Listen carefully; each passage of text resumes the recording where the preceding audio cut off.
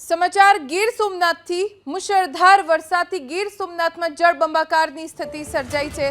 વેરાવળના નાવદરા ઇન્દ્રોઈ road પર ભરાયા પાણી, ગોઠણ સુધીના પાણી રસ્તા ઉપર ભરાઈ ગયા છે અને વાહન વ્યવહાર પ્રભાવિત થયો છે। નાવદરાના વાડી વિસ્તારમાં જતા લોકોને હાલાકીનો સામનો કરવાનો વારો આવ્યો છે। આ જિલ્લામાં સતત વરસાદ પડી રહ્યો છે। વરસાદ રોકાવાનું નામ નથી લઈ રહ્યો। પરિણામે જિલ્લાના કેટલાય વિસ્તારો જે હજી જળમગ્ન છે અને કેટલાય દિવસોથી આની આ સ્થિતિ છે।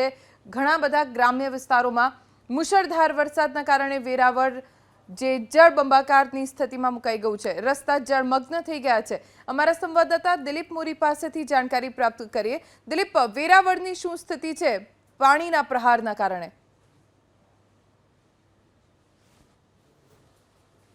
જેને લઈને વેરાવળ શહેર હોય કે ગ્રામ્ય વિસ્તારો હોય તમામ જગ્યા ઉપર પાણી ભરાયા છે। વેરાવળ શહેરના પાણી તો ઓસરા છે, પરંતુ રાત્રિના સમયથી ફરી એક વખત વરસાદની શરૂઆત થઈ છે અને ફરી એક વખત આ વિસ્તારોની અંદર પાણી ભરાવાની પણ શરૂઆત થઈ છે। ખાસ કરીને નાવદરા, ઇન્દ્રોઈ સહિતનો જે ગ્રામ્ય વિસ્તારો છે તે જળબંબાકાર થયો છે। ખેડૂતોને ખેતરે જવાના જે રસ્તાઓ છે તે બ્લોક થયા છે અને સર્વત્ર પાણી જોવા મળી રહ્યું છે। જો કે ફરી એક વખત વરસાદે વિરામ લીધો છે, પરંતુ હજુ પણ આગામી કલાકોની અંદર ભારે વરસાદ પડે તેવી દહેશત છેવાઈ રહી છે। જી દિલીપ, આભાર જાણકારી આપવા માટે।